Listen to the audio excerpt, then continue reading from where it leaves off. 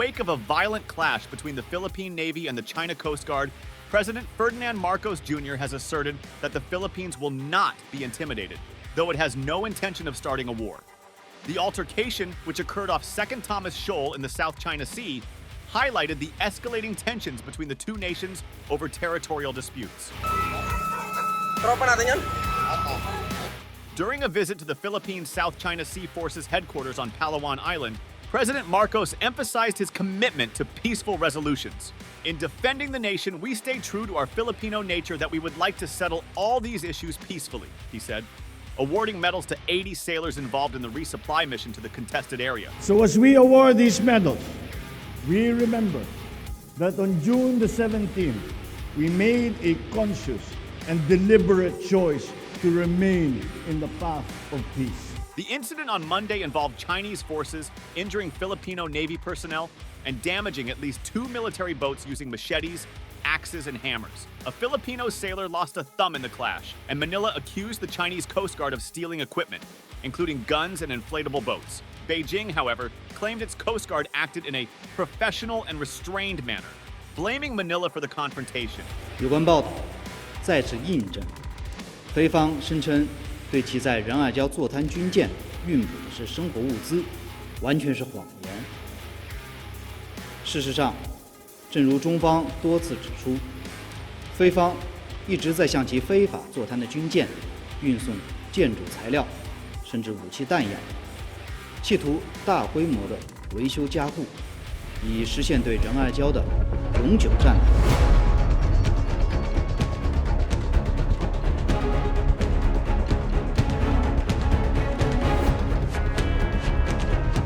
The clash has drawn international condemnation, with the United States, European Union, Japan, and Australia expressing alarm. The United States, which has a mutual defense pact with the Philippines, reiterated its commitment to defend its ally if attacked. However, the Philippine government stated that it did not consider Monday's clash an armed attack that would trigger the treaty provision.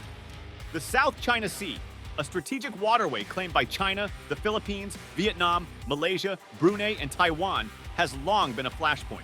The latest incident signified the potential for these disputes to escalate into broader conflicts involving global powers. Washington has repeatedly warned that it is obligated to defend the Philippines if Filipino forces are attacked, including in the contested waters. Filipino crews are put in danger, where sailors have been injured and property damage. That's irresponsible behavior, and it disregards international law. So, Phil, I won't get into any hypotheticals on what could happen and how it could happen. I would just say that you've heard me say, you've heard our president say a number of times that our commitment to the treaty is ironclad, and we stand with the Philippines. China recently enacted regulations enforcing a 2021 law that allows its Coast Guard to use lethal force against foreign ships in its claimed waters. The Coast Guard can also detain suspected trespassers for up to 60 days without trial. This move has further increased tensions in the region, with Chinese officials urging the Philippines to cease its infringement and provocation. 关于你提到的菲方船只非法闯入仁爱礁邻近海域的事件，中方已经介绍了情况，也阐明了立场。仁爱礁是中国南沙群岛的一部分，是中国领土。菲方应当停止侵权挑衅，尽快回到通过谈判协商妥处涉海分歧的正轨，同中方相向而行，维护好南海的和平稳定。General Romeo Brawner, Chief of Staff of the Armed Forces of the Philippines, accused the China Coast Guard of behaving like pirates during the confrontation. He detailed how Chinese personnel armed with knives and spears boarded Filipino resupply vessels, injuring a sailor and damaging the boats. Brawner condemned the actions, likening them to piracy. So our action now is that we are demanding that the Chinese return our rifles and our equipment. And we are also demanding from them to pay for the damages that they have caused. Beijing denied any misconduct, insisting its actions were lawful and aimed at preventing an illegal resupply mission by the Philippines. The Chinese Foreign Ministry accused Manila of sending construction materials and weapons to the BRP Sierra Madre, a rusting warship grounded on Second Thomas Shoal to assert Philippine claims. 称仁爱礁当前局势的原因十分清楚，根源在于菲方违背承诺，拒不拖走在仁爱礁已非法坐滩25年的军舰，且执意运送建筑材料，妄图加固。这艘军舰是菲方在南海对中方长期侵权挑衅的铁证，是菲方背信弃义、违背南海各方行为宣言精神的铁证，也是菲方。President Marcos, in his speech, reiterated that the Philippines would not be cowed. We will never be intimidated or oppressed by anyone, he declared, urging the sailors to continue fulfilling their duty of defending the nation despite the dangerous situation. Marcos did not name China directly, but made clear his stance on the nation's sovereignty. Marcos also addressed concerns about the potential involvement of the United States in the conflict. He emphasized that the Philippines is not seeking to instigate war and is committed to peaceful resolutions. We are not in the business to instigate wars, he said.